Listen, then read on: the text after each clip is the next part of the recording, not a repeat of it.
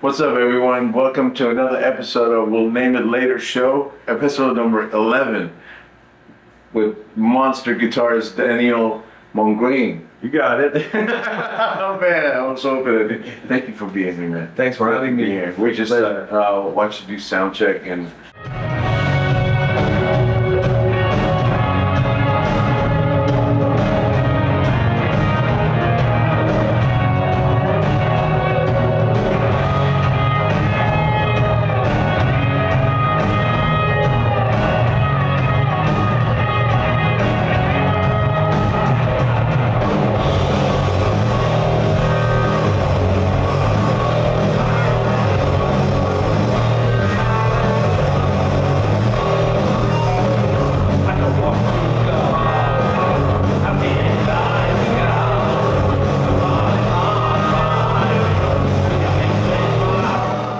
Man, as always, just like jaw-droppingly amazing, and like by the time I'm trying to even wrap my head around what you guys collectively are doing, the song's over.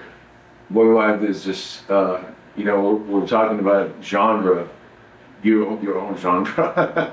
I think the guys back in the early 80s when they started the band, they were into bands like Venom and Judas Priest, but as well as ELP and King Crimson and very proggy stuff, as well as punk, so it was a blend of all those styles that, album after album, they created their own identity, and it ended up being something very unique. And that's why I was hooked at 11 years old, buying my first cassette, Killing Technology with my paperboard money. 11. My bicycle, going to the store. So I was into the band at an early age, and that's what hooked me, like their progressive side, but yet speed metal, old school, trash, crossover genre. It's a very unique band, and we try to keep on preserving that identity, So at 11, were you just a fan of music, or had you already started playing? I started at 11 actually because of Voivod, because they inspired me to actually buy a guitar, and I had like $100 aside, and I could buy very bad, cheap guitars. But that's how you learn, right? With the bad stuff first, and started to play around 12 years old after seeing a video of Ravenous Medicine, Voivod, crazy video with the drawings and the green screen, and was pretty avant-garde for the time for metal bands anyway. Absolutely. That's a heck of a way to start, man. Was that? That's like setting the bar high, man. Yeah. Because classic rock is where most people start off with. Yeah. But to start off with like trigonometry.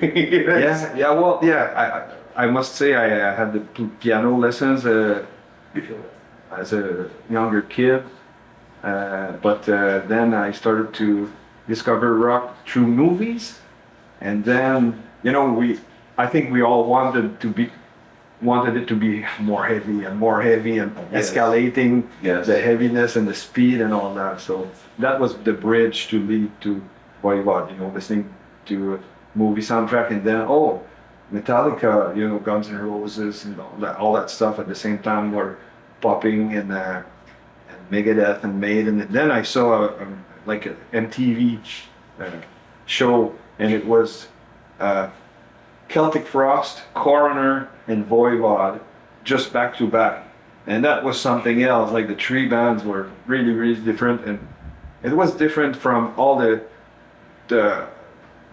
usual stuff.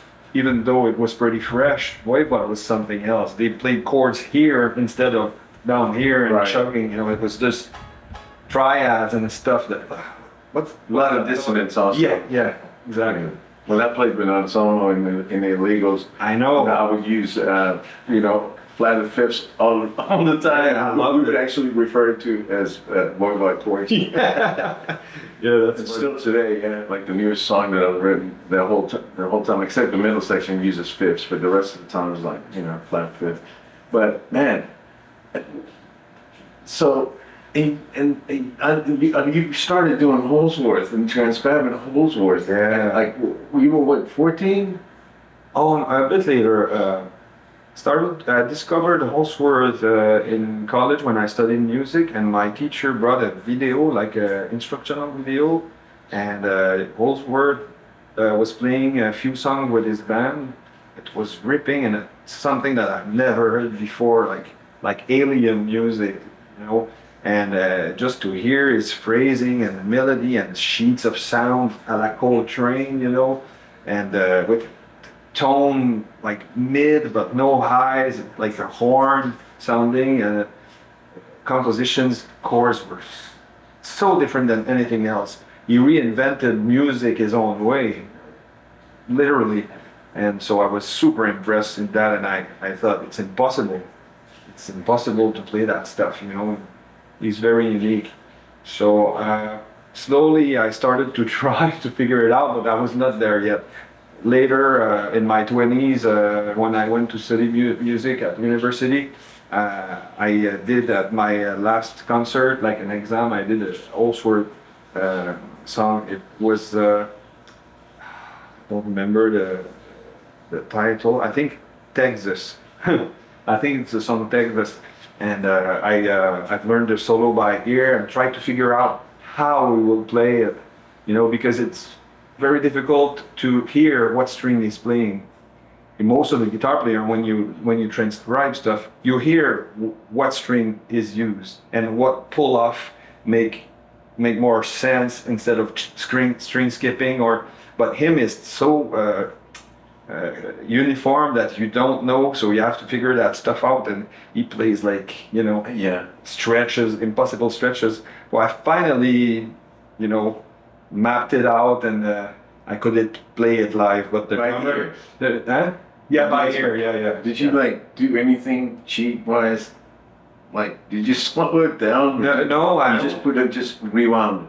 Yeah, like you know, when we were kids, we had the cassette, and we had the technique with the right finger.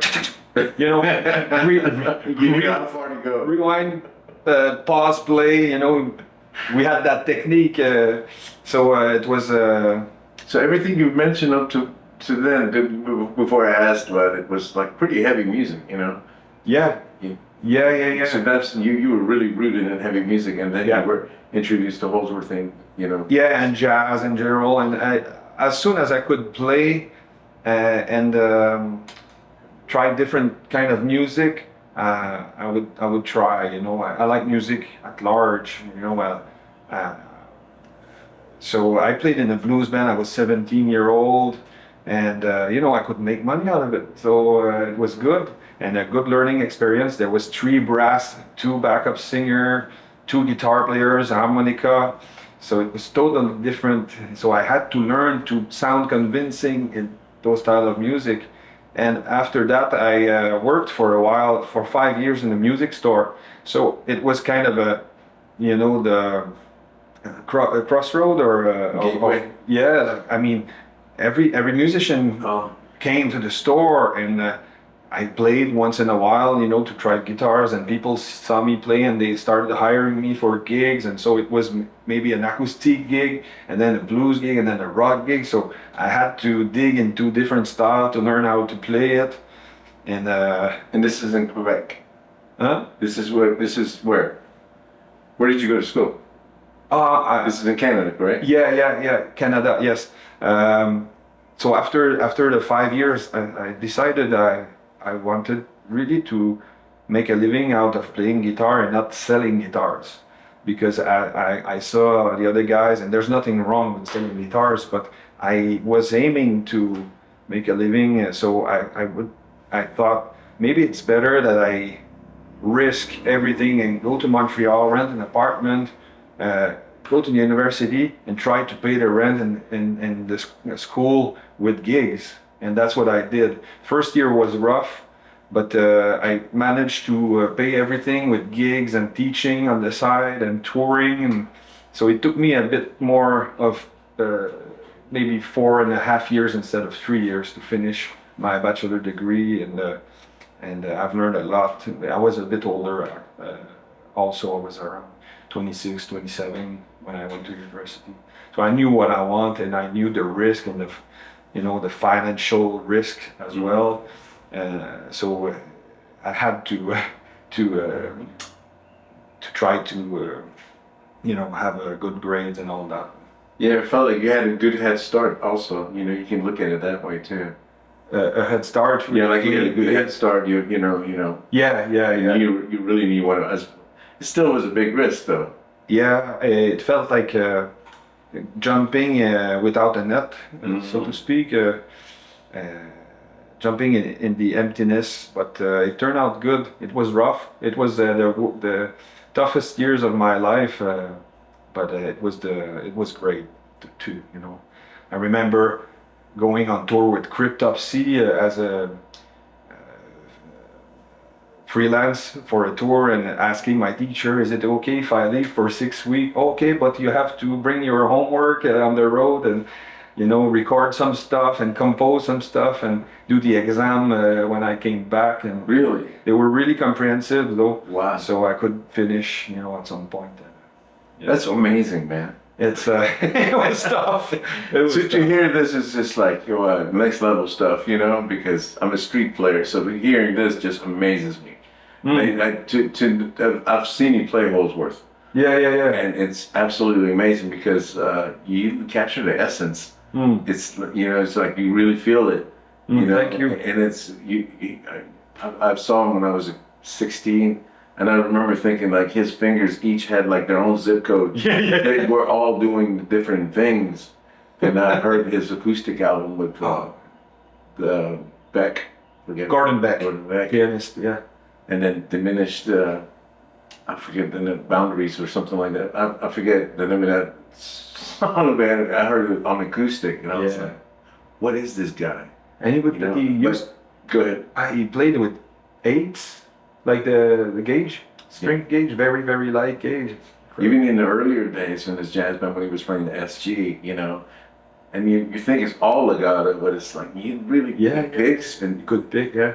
And it's just insane passages, and the tone was, again, like you mentioned, very horn-like. Yeah. Because I think that was his goal. Yeah. This is like the saxophone is his free, like culture It was or something. too expensive for his parents to buy a saxophone, so his uncle gave or bought a cheap guitar. That's why he played the guitar. And thanks, you know. Thank God for that. Yeah. And rather late.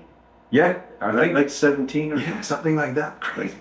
We start, 10, 11, 12 Yeah, and yeah. stuff, and he starts at 17. Yeah. And rewrites, like some people have done that, like they have their, like Pat Metheny to me, like has this, like such a voice, and there's a few when you hear them, You recognize them right away. Joe Pass, and like a lot of different people, obviously. Yeah. And so you're doing Holdsworth, again, you captured the essence of it, it amazes me that you did that by ear. Oh yeah, everything's by the first tool is this, So if you know your theory or not doesn't really matter, because this is the only tool you need. You can know the math and not knowing what to do with it. If you don't have a good ear, you can develop your ear. If you have an average ear and there's a lot of exercise, dictation stuff, and recognition of intervals and stuff, you can learn to improve it. But when we write music, we have to hear it internally first. It's an expression of our own identity, our own self. So I think it's inside, and it goes from inside out. And for that, you only need a heart, a head, and be able to express it in any form. It can be visual art or music or anything. But I think education in music is great. It's a great tool. So when I had the possibility to write for Voivod a string quartet arrangement or a brass quintet, I could do it because I have the knowledge. I could have done it by ear, but it would have been very much more of a hassle to do, because there's some knowledge that is very practical when it comes to voicing and voice leading and not doubling some intervals and stuff like that. It makes the difference of the voicing sounding clear and wide, or instead of a kind of a cluster or too much thirds in a row, you know, like voicing like that. It's not always the best. But anyway, so some knowledge helps. It's a great tool to achieve some stuff. But the first tool, the most important is this and this, you know, I think. And it's so technically challenging though. How much practice did you actually put behind the instrument? Did you practice a lot? In my early days, I would practice all day from, let's say, 12 to 15, 16-year-old. I had friends and they knew I was not going out with them because I had to practice. And that's something that I imposed myself. It felt, you know, came from a complicated family story, so it felt better to play the guitar all the time than anything else. So it was kind of a refuge as well.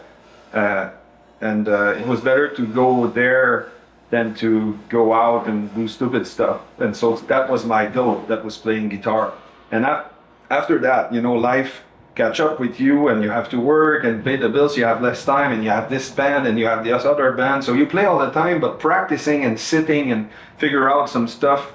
I do it more and more these days, but since I teach music, I play in bands, I'm a freelance, I compose, I arrange, I correct homework. When I have free time, I try to do something else. So my practice is a bit slow, but still I enjoy it. You made that practice a lifestyle where you get to that's practicing. That's like practicing guitar in so many different facets. Yeah. That's amazing, man. It's true that teaching in college is makes you in this environment all the time. So it's kind of like keeping in shape, and you develop some other tools. But I really like, but I don't do it enough, you know, sitting and trying some improvisation concepts on a backing track with change and trying, you know, just playing after, you know, practicing some stuff and then let go of the theory and just be free. Right. It's something that I have to do more. Well, you know, like you were saying, thanks to Holdsworth, was it his uncle? Yeah. I gotta say thanks to you for this insane drive and dedication that you put before the instrument, man. It's totally a unique player, man. And, Thank you so much. And then it's such a tone too. Like, you know, it's in your hands. I don't know. You do some magic. Let's talk about this guitar, man, that you translate all this stuff with. This thing is amazing. Yeah, it's a great piece of art made by my friend Louis-Philippe Bond at Bond Instrument. You can see the logo here. It's made around Montreal in a city called, near a city called Drummondville. It's not so far from Montreal. And he used to be a student of mine back in the 90s. And at some point he learned how to make guitars and he started doing it, and he offered me to create something unique, you know. And we worked on many different models, and this is the latest one. So it's a bit smaller. Unique, yeah, but it's just, it's I don't know. I've never seen anything like it. Even in this contour up there too. Yeah. Yeah, and you have three UFOs in the wood here. Oh wow! Flying saucer. But I wanted, because Piggy of Voivod had these crazy guitars back in the 80s, you know, with point everywhere, and it looked like an airplane or something, you know. But I always liked it, and so before I was in Voivod, I had pointy guitars as well, like Jackson Warriors and stuff like that. And I asked the luthier of Piggy back then to make me a guitar, and he made me one. And then Louis-Philippe came, and he has all this beautiful wood. You can choose your own piece of wood is going to create the guitar with. And so this, I don't know it by heart, the kind of wood, but I think I have it here. I have a problem with my memory. It's beautiful. It's a Coco Bolo top with a pale moon ebony fretboard, which I think is beautiful. It is absolutely beautiful. And I got a torrefied maple, flame maple neck here. So it's a bit lighter because it's torrefied, and a stainless steel fret and Kaya African mahogany body. So this is the African mahogany. Wow. And, this is a part of a drawing from Away, the drummer of Voivod.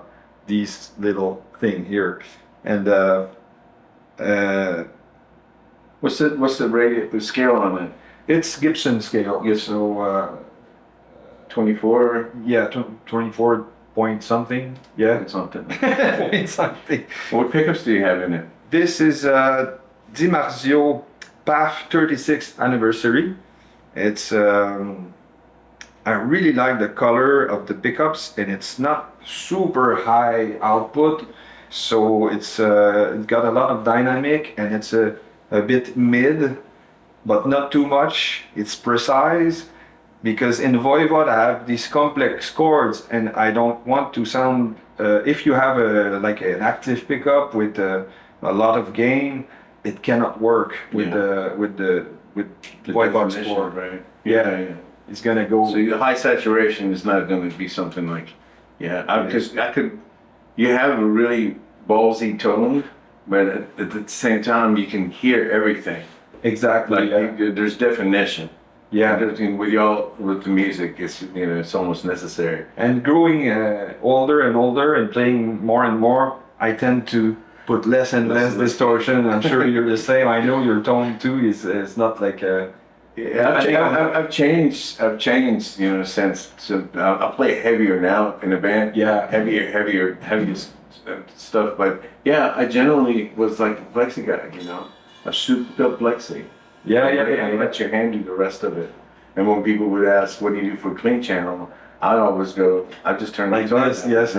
I used to play Les Pauls and Firebirds, but now I play the Solars and. Like great. And so they're higher output, but you have tone and you're playing. Again, we caught 2 songs of soundcheck. I can't wait to the show tonight. Yeah. So it's perfect. Yeah, for me, and I put this on my Les Paul made by Bond, which he called the Les Louis. And I put all my guitars with humbuckers has these pickup. And when I play 70s rock, it works. And when I play more intricate and metal stuff, it works too. And for the lead as well, it's singing, There's a lyrical quality to it that I really like. That's awesome, man. Is there any amps that you prefer? I know like touring is one thing, and then studio and at home recording and possibly something different. Yeah, there's a guy in Montreal called Lapointe with an E at the end, and he made some great heads, great amps, and the one I use is a Black Bones, it's called, and he modified it for me. It's twice the same channel, and I have clean, crunch, this high gain, I can choose, and it's a copy. The same channel is copied, but the second channel has coloration on the power amp section, so it's a bit different. And I use it for anything. I use it in the studio for Voivod. I use it for pop gigs, TV gigs in Montreal. I use it for funk or for anything. It works with everything. You plug a Strat in it, or you plug a Les Paul or a Tele for a country song, it's gonna work. That's amazing. It's a great amp. You're truly a well-rounded guitarist. You do so many different things. I try to be convincing in style that I don't master that much. If I need to do the job, I will study and do my homework. I mean, the most I can to sound convincing, and hopefully they'll call back. You've done Holdsworth is like, jazz supreme, and then you mentioned, growing up and playing blues. Is there a tough genre there for you? It's probably the toughest for me, the blues. Even though I played blues when I was younger, I didn't know what I was doing. And the more I get into that stuff now, as I know I didn't know what I was doing, but I really enjoy players that goes a little bit out the box. I think there's a guy called Josh Smith that I really like his playing and his approach to rhythm as well. And so I put recently a bit more time in that style, but it's, you know, even though it's available everywhere, we didn't grow up with blues music in Montreal. You know? We didn't grow up with that style of music. We were not in places like directly, but and I'm not a blues player, but Over here, you couldn't help it. Like if you walked in the music store, you know, when I was 10, 11, 12, that's what every older guy was playing. right. You know, like, you know, so you go home and you already, like, you don't even play guitar, but you know the pentatonic scale, you know? But the articulations and the kind of feel that, you know, I knew the pentatonic, but I didn't know how to use it to sound like, you know, very lyrical and Because Stevie Ray came around, you know, I got to see him 8 times. wow. And it was really different. And the other, you know, it was before Stevie Ray though. For me, it was the British guy's version of the blues. The way Jeff Beck would play, and the way Richie Blackmore or, you know, Jimmy Page would play. You know, obviously Clapton too. He was like the blues dude. Yeah. But their version of the blues to me was just fiery. And then I learned, you know, Keystone. And then, you know, Johnny Winter. You know, it's like fire blues, you know. And then Stevie also has he's a well-rounded blues dude. Yeah. But he also had an amazing fire. And Jeff Healey too. Mm-hmm. I loved him. Yeah. I really loved him. Amazing. Couldn't believe, you know, he didn't have eyesight and he would just go up to the highest note. And he was vibrato. He was a really mean dude. Yeah. You know? And there's a video of him and Stevie Ray playing together. Oh, I understand that. It's to catch the essence of it. Like some great players like Steve Vai always mentioned that they're like really, and Satriani too, but not like the best blues guys. You know? Mm-hmm. Yeah. It takes a different animal. Yeah, and you cannot be an expert in all style, but you know, trying to diversify. I mean, in Quebec, especially in the province of Quebec, the density of population is pretty low. You know, 6 million people in a place 7 times bigger than France. So if you want to make a living in Quebec, you can't play only one style of music. You have to play in different kind of music and be able to pull it off. And so you can have many different gigs with different artists. You used the word convincingly. I love that. That means you gotta pay attention. Yeah. To detail. Yeah, and even if it's not your bag, you know, you have to dig into it and learn the stuff and try to make believe that you come from that. Bluegrass and, like, you know, Brent Mason stuff, you know. Oh, man. That stuff's kind of like, I love it. It's really, I saw Matthias. Oh, Matsuko. Oh, this guy. And the guy, and he actually did the Brett Mason song. He like learned it and he did the country thing. Like that.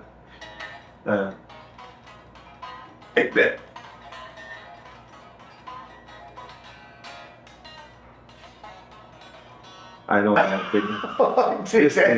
That's that lick right there. That's the Jerry Reed stuff, you know. Yeah. Are you heard Jerry's breakdown before? Jerry Reed. Yeah. I have to.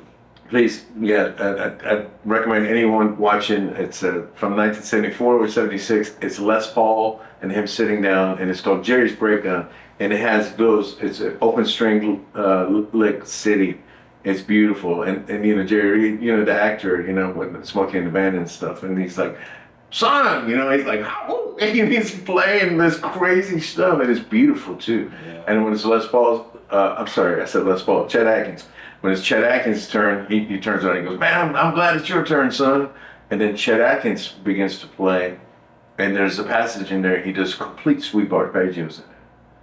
and then another footage of those dudes. He literally does the hammer on tap and hammer. Oh yeah. This is it's on YouTube, and it's like amazing. But that lick right there, yeah, that. I wrote this song. I transcribed the solo and everything, and now Brent makes this song. Yeah, two of them. Like there's one called "Don't Try This at Home," and this one is "Hot Wire." Is that it? And it's so fast, man. Yeah. It's like to learn it at slow speed would be tough, but yeah, you just nailed it. I was like, it's not in good shape, but I learned it back in the day, and I transcribed the solos, so I have the chart somewhere, and I can teach some of it to my student. The chicken picking stuff. So it's you're just going slower and learn it, but it's a challenge, man. And what's this guy's name? He played with Hank Williams Jr. Tree. Johnny Halen. Yeah. Johnny's killer. Johnny's you got the rock fusion and stuff. Steve Vai did his first. Oh, Jimmy Herring, you said, right? No, Johnny Halen. Highland, yeah. Exactly. Johnny Halen. Johnny Highland, man. I saw him play with Hank 3.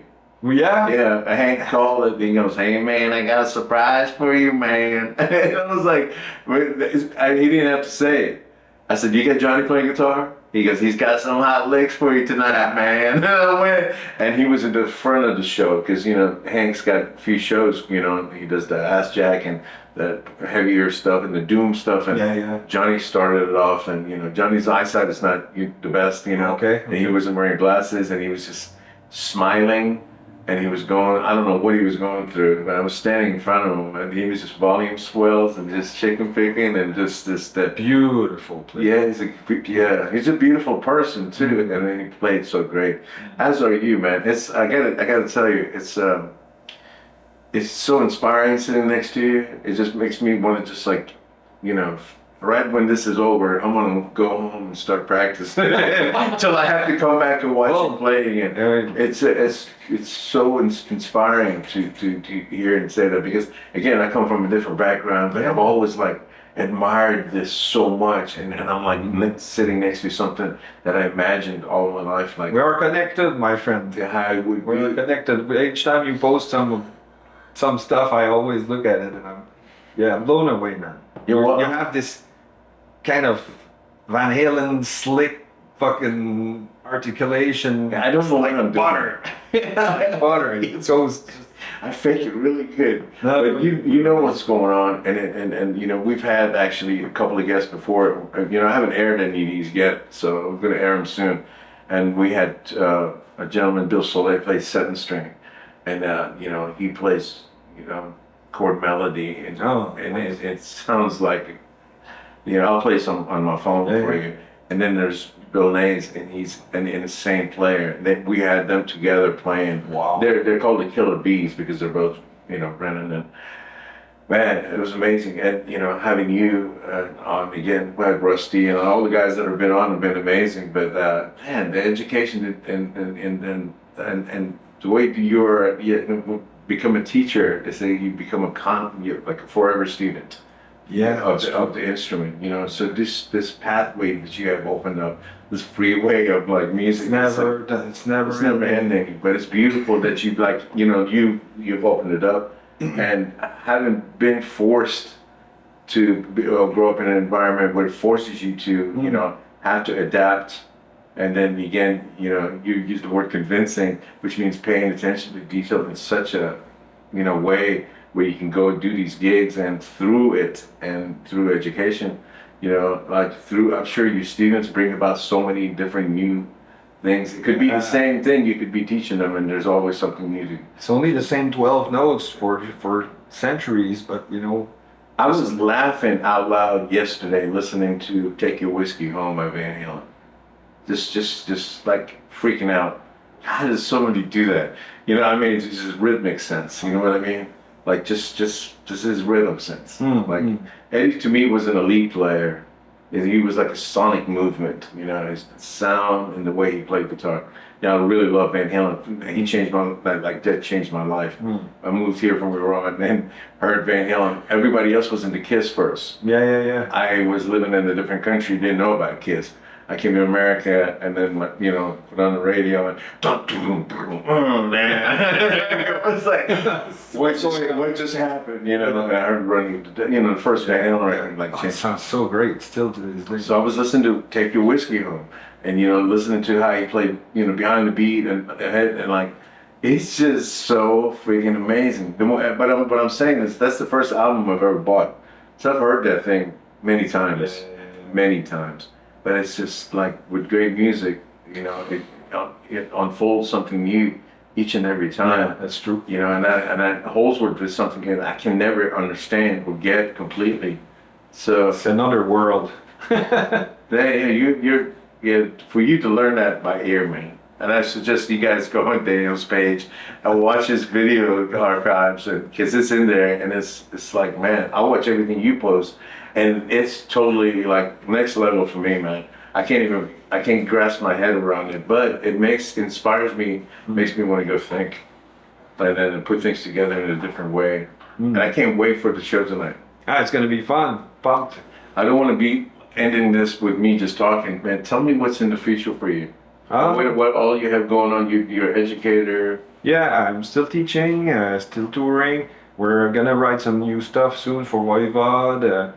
I have a band called Jurassic Rock. We're playing some, you know, ELP and Queen and some prog stuff and 70s music, which is really, really fun with good musicians and friends. And I still accompany pop artists in Quebec. So I try to keep busy.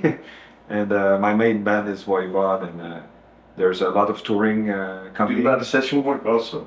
Yeah. From time to time, I have a solo to record or some guitar tracks from bands around the world, and I really like to do it because it's challenging each time, you know. And like, yeah, and you do, like you mentioned commercials and commercial stuff like that too before, right? Yeah, pop. You know, I had a I played a TV show for 20 years. It was once a year, but it was to raise funds for young kids living in the street.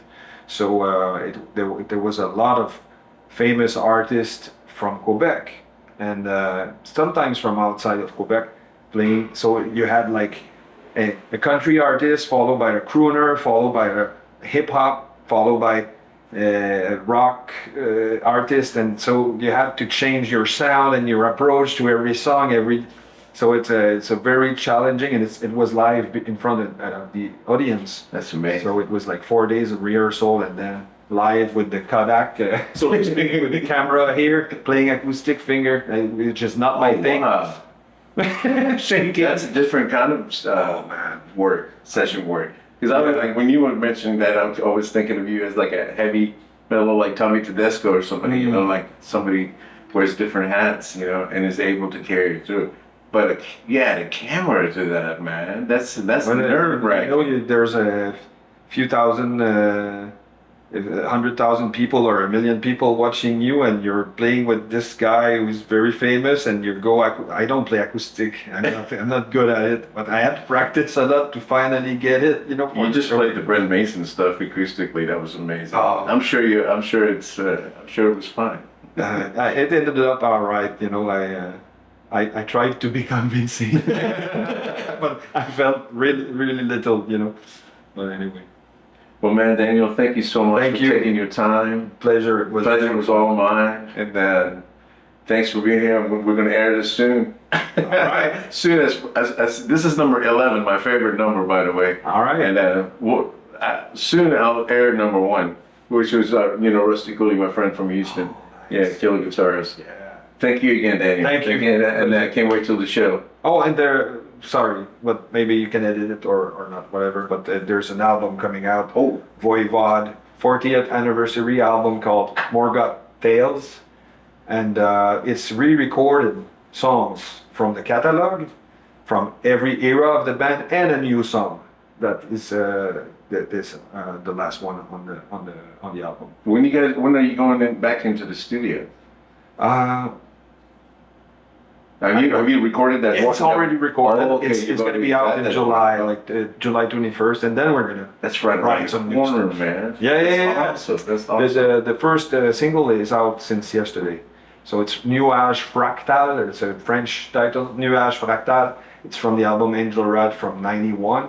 So it was really fun because we could jam together in the studio and play at the same time. Oh, man. So it was really fun. We reconnected, after the last studio album, so we could really have fun, record and we have Jason Newsted as a guest on one track, and Eric Forrest, who sang and played bass in the band, on another track as well. So it was really fun. Yeah, I saw that Jason came and actually sat in with you guys a couple of nights ago. Yeah. It was great to see him, and he's still rocking, man. This guy's like locomotive. Like, he got energy, man. I don't know how he does it, but he's a great guy. And That's awesome, man. Yeah. Okay, well, thank you for that. Sorry I interrupted that earlier. I'm sorry. We're probably not going to edit any of it out because this is just how it goes, man. Thanks again, Daniel. Thanks a lot. Looking forward to the show. Yes. All right, right there in the middle, about 11 inch beer. Signing off.